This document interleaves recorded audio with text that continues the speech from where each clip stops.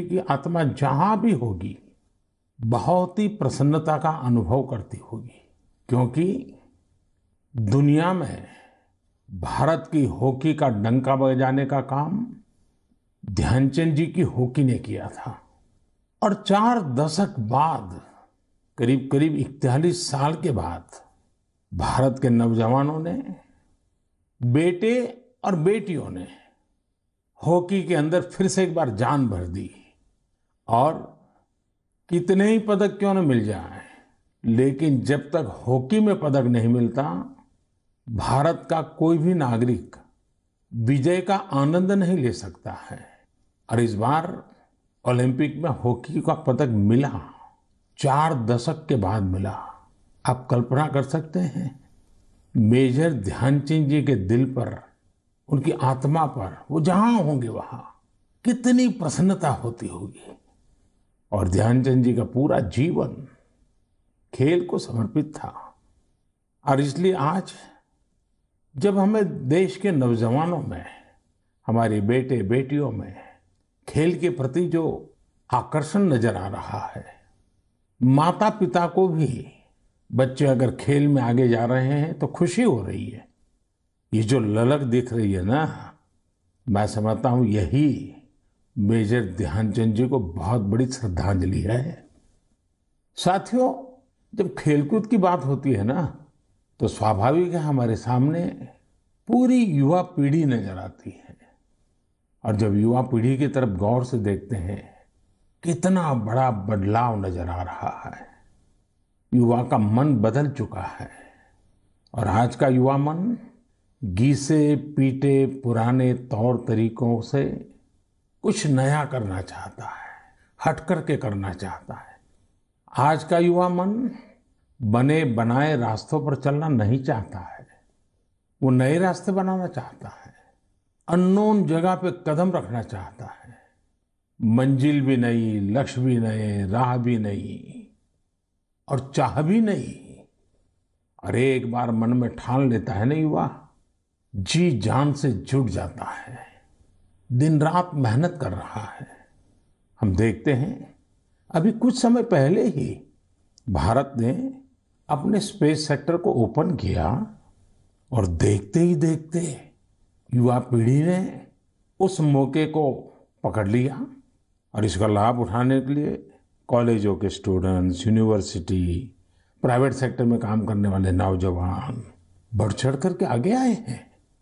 और मुझे पक्का भरोसा है, आने वाले दिनों में बहुत बड़ी संख्या ऐसे सैटेलाइट्स की होगी जो हमारे युवाओं ने, हमारे छात्रों ने, हमारे कॉलेज ने, हमारी यूनिवर्सिटी ने, लैब में काम करने वाले स्टूडेंट्स ने काम किया होगा।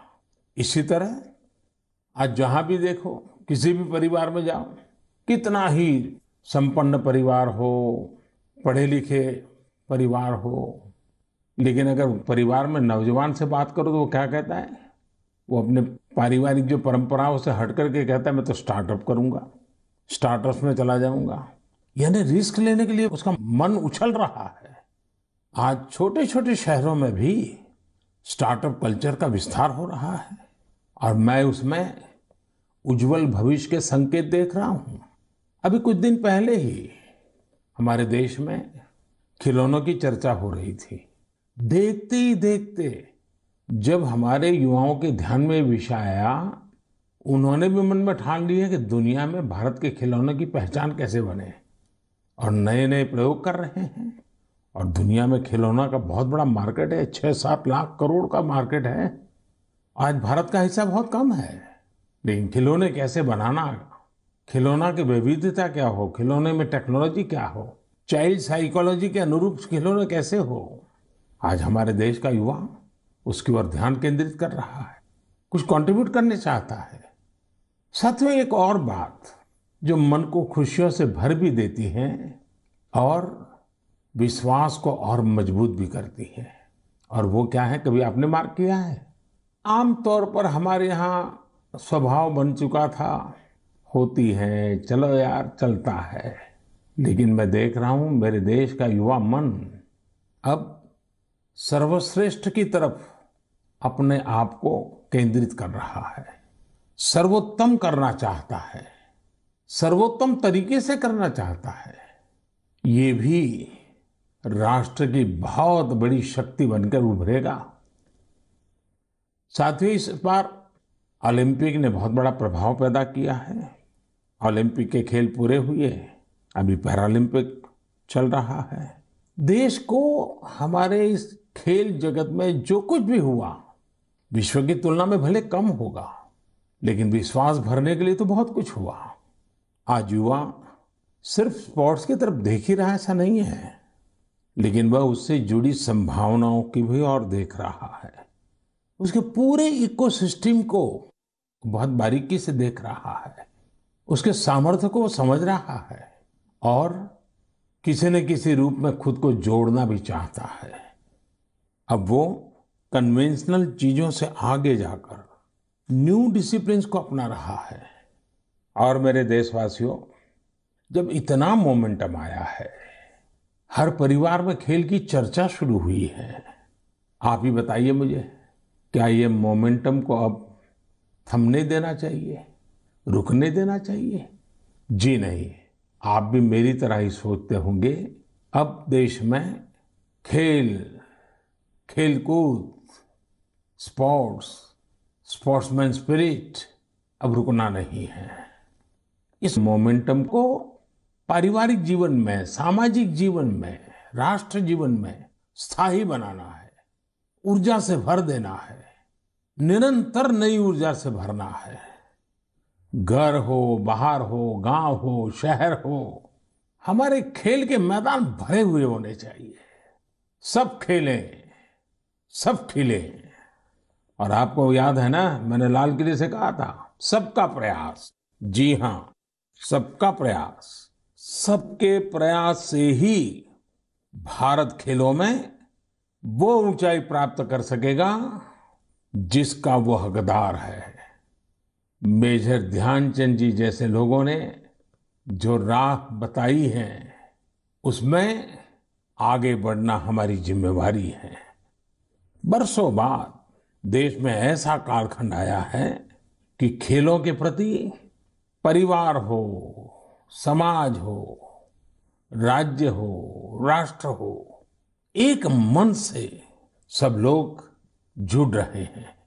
मेरे प्यारे नौजवानों, हमें इस अवसर का फायदा उठाते हुए अलग अलग प्रकार के स्पोर्ट्स में महारत भी हासिल करनी चाहिए। गांव गांव खेलों की स्पर्धाएं निरंतर चलती रहनी चाहिए। स्पर्धा में से ही खेल विस्तार होता है, खेल विकास होता है, खिलाड़ी भी उसी में से निकलते हैं। आइए हम सभी देशवासी इस मोमेंटम को जितना आगे बढ़ा सकते हैं, जितना योगदान हम दे सकते हैं, सबका प्रयास, इस मंत्र से साकार करके दिखाएं। मेरे प्यारे देशवासियों, कल जन्माष्टमी का महापर्व भी है। जन्माष्टमी का यह पर्व यानी भगवान श्री कृष्ण के जन्म का पर्व। हम भगवान के सब स्वरूपों से परिचित हैं। नटखट कन्हैया से लेकर के विराट रूप धारण करने वाले कृष्ण तक, शास्त्र सामर्थ्य से लेकर के शस्त्र सामर्थ्य वाले कृष्ण तक, कला हो, सौंदर्य हो, माधुर्य हो, कहां कहां कृष्ण है। लेकिन ये बातें मैं इसलिए कर रहा हूं कि जन्माष्टमी से कुछ दिन पूर्व मैं एक ऐसे दिलचस्प अनुभव से गुजरा हूं, तो मेरा मन करता है मैं ये बातें आपसे करूं। आपको याद होगा, इस महीने की 20 तारीख को भगवान सोमनाथ मंदिर से जुड़े निर्माण कार्यों का लोकार्पण किया गया है। सोमनाथ मंदिर से 3-4 किलोमीटर दूरी पर ही भालका तीर्थ है। ये भालका तीर्थ वो है जहां भगवान श्री कृष्ण ने धरती पर अपनी अंतिम पल बिताई थी। एक प्रकार से इस लोक की उनकी लीलाओं का वहां समापन हुआ था। सोमनाथ ट्रस्ट द्वारा उस सारे क्षेत्र में विकास के बहुत सारे काम चल रहे हैं। मैं भालका तीर्थ और वहां हो रहे कार्य के बारे में सोच ही रहा था कि मेरी नजर एक सुंदर सी आर्ट बुक पर पड़ी। यह किताब मेरे आवास के बाहर कोई मेरे लिए छोड़कर गया था। इसमें भगवान श्री कृष्ण के अनेकों रूप, अनेकों भव्य तस्वीरें थी, बड़ी मोहक तस्वीरें थी और बड़ी मीनिंगफुल तस्वीरें थी। मैंने किताब के पन्ने पलटना शुरू किया तो मेरी जिज्ञासा जरा और बढ़ गई। जब मैंने इस किताब और उन सारे चित्रों को देखा और उस पर मेरे लिए एक संदेश लिखा तो वो जब पढ़ा तो मेरा मन कर गया कि उनसे मैं मिलूं। जो ये किताब मेरे घर के बाहर छोड़ के चले गए हैं, मुझे उनको मिलना चाहिए। तो मेरी ऑफिस ने उनका संपर्क किया, दूसरे ही दिन उनको मिलने के लिए बुलाया और मेरी जिज्ञासा इतनी थी, आर्ट बुक को देख करके, श्री कृष्ण के अलग अलग रूपों को देख करके, इसी जिज्ञासा में मेरी मुलाकात हुई जदुरानी दासी जी से। वे अमेरिकन हैं, जन्म अमेरिका में हुआ, लालन पालन अमेरिका में हुआ। जदुरानी दासी जी इस्कॉन से जुड़ी है, हरे कृष्ण मूवमेंट से जुड़ी हुई है और उनकी एक बहुत बड़ी विशेषता है, भक्ति आर्ट्स में वो निपुण है।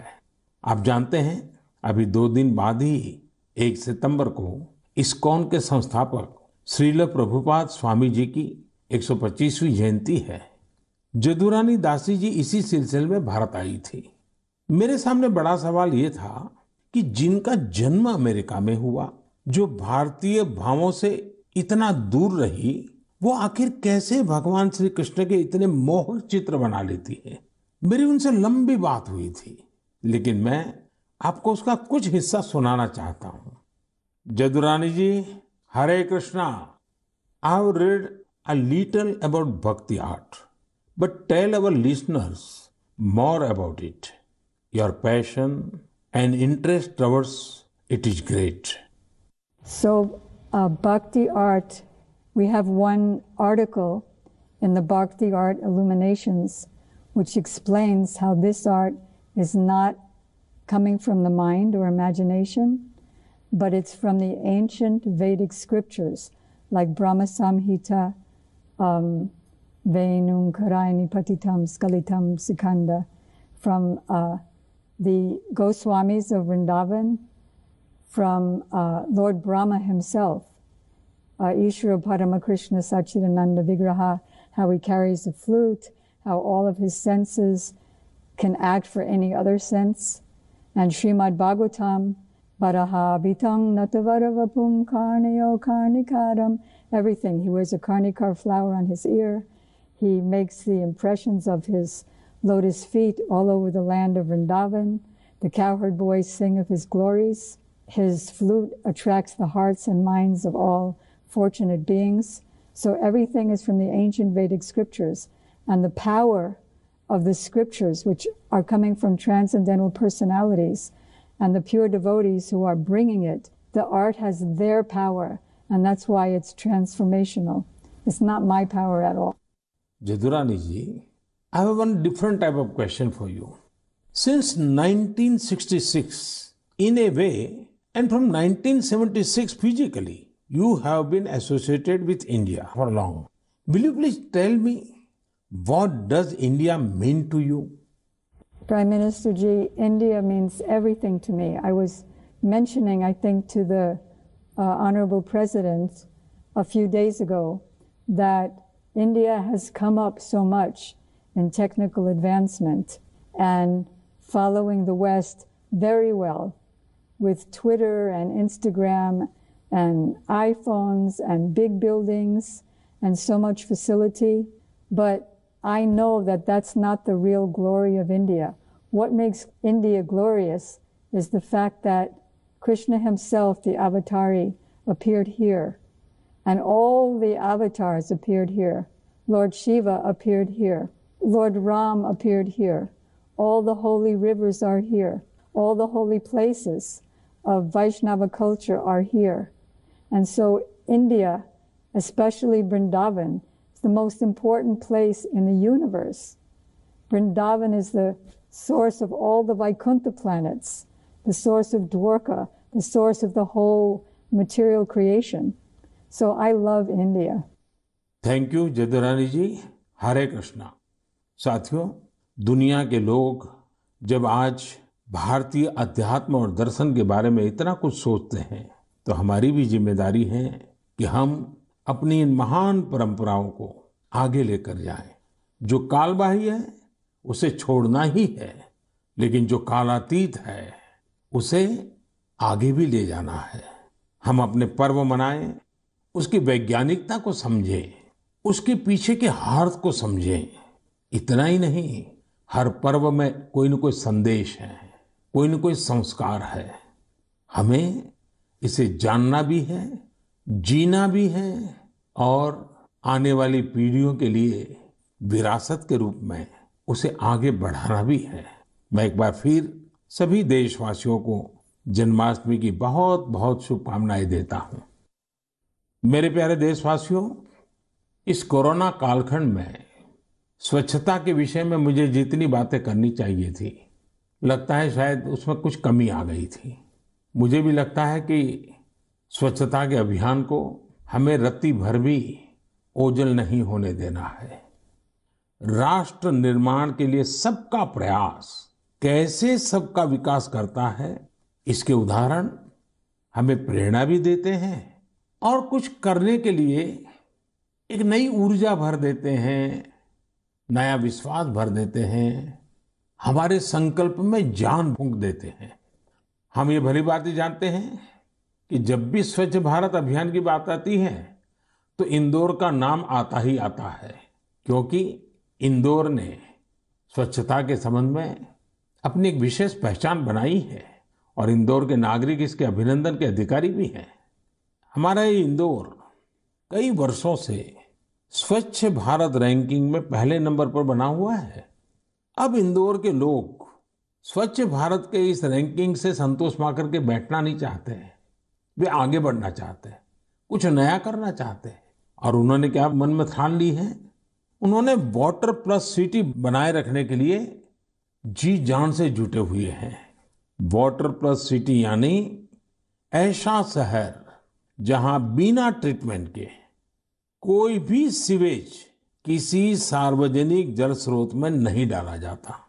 यहाँ के नागरिकों ने खुद आगे आकर अपनी नालियों को सीवर लाइन से जोड़ा है, स्वच्छता अभियान भी चलाया है और इस वजह से सरस्वती और कान नदियों में गिरने वाला गंदा पानी भी काफी कम हुआ है और सुधार नजर आ रहा है।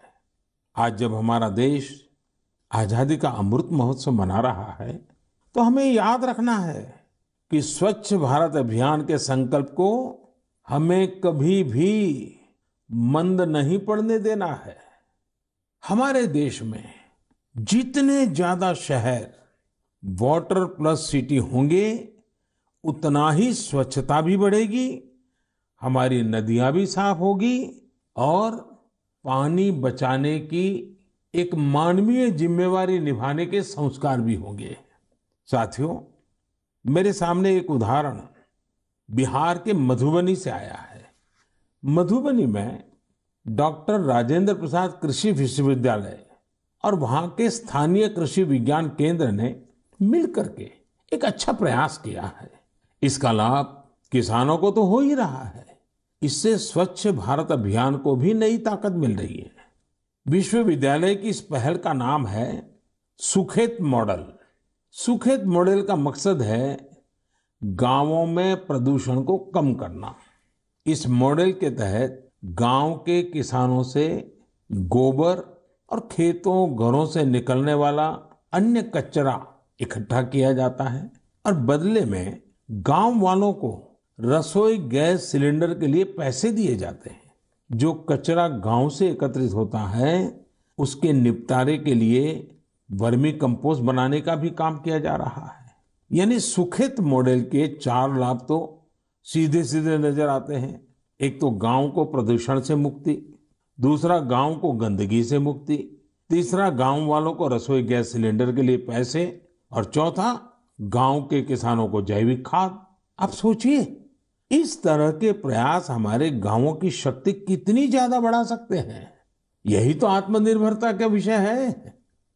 मैं देश की प्रत्येक पंचायत से कहूंगा कि ऐसा कुछ करने का वो भी अपने यहाँ जरूर सोचें।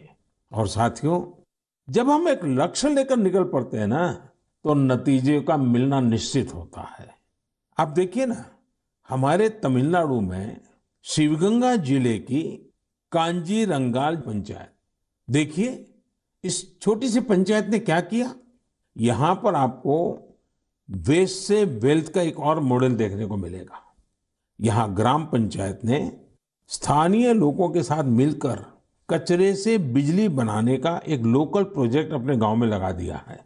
पूरे गांव से कचरा इकट्ठा होता है, उससे बिजली बनती है और बचे हुए प्रोडक्ट्स को कीटनाशक के रूप में बेच भी दिया जाता है। गांव के इस पावर प्लांट की क्षमता प्रतिदिन 2 टन कचरे के निस्तारण की है।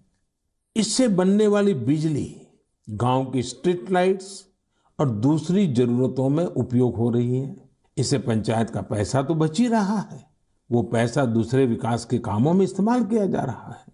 अब मुझे बताइए, तमिलनाडु के शिवगंगा जिले की एक छोटी सी पंचायत हम सभी देशवासियों को कुछ करने की प्रेरणा देती है कि नहीं देती है? कमाल ही किया है ना उन्होंने।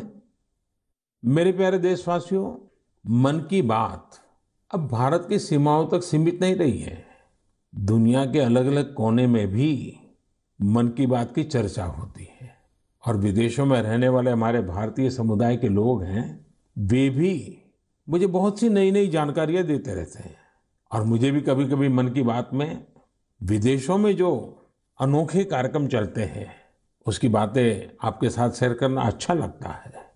आज भी मैं आपका कुछ ऐसे लोगों से परिचय कराऊंगा, लेकिन उससे पहले मैं आपको एक ऑडियो सुनाना चाहता हूं। थोड़ा गौर से सुनिएगा। Radio unity 90 FM, radio unity 90 FM। नमो नमः सर्वेभ्यः। मम नाम गंगा। भवन्तु शृण्वन्तु रेडियो यूनिटी 90 FM, एक भारत श्रेष्ठ भारत। अहम् एकता मूर्तेयाः मार्गदर्शिका एवं रेडियो यूनिटी माध्यमे आर्जे अस्मि। अद्य संस्कृत दिनम् अस्ति। सर्वेभ्यः बहवः शुभकामनाः अस्ति। सरदार वल्लभभाई पटेल महोदयस्य लौहपुरुषः इति उच्यते। 13विंशतिसहस्रतमे वर्षे लौहसङ्ग्रहस्य अभियानं प्रारब्धम्। 34 टन् परिमितं लौहस्य गलनं कृतम्। झारखण्डस्य एकः कृषकः मृद्गरस्य दानं कृतवान्। भवन्तु शृण्वन्तु रेडियो यूनिटी 90 FM, एक भारत श्रेष्ठ Bharat. Radio unity 90 FM, radio unity 90 FM। साथियों, भाषा तो आप समझ गए होंगे। ये रेडियो पर संस्कृत में बात की जा रही है और जो बात कर रही हैं वो है आरजे गंगा। आरजे गंगा गुजरात के रेडियो जॉकीज के ग्रुप की एक सदस्य हैं। उनके और भी साथी हैं, जैसे आरजे नीलम, आरजे गुरु और आरजे हेतल। ये सभी लोग मिलकर गुजरात में केवड़िया में इस समय संस्कृत भाषा का मान बढ़ाने में जुटे हुए हैं। और आपको मालूम है ना, ये केवड़िया वही है जहां दुनिया का सबसे ऊंचा स्टैच्यू, हमारे देश का गौरव, स्टैच्यू ऑफ यूनिटी जहां पर है, उस केवड़िया की मैं बात कर रहा हूं। और ये सब ऐसे रेडियो जॉकीज हैं जो एक साथ कई भूमिकाएं निभाते हैं। एक गाइड के रूप में भी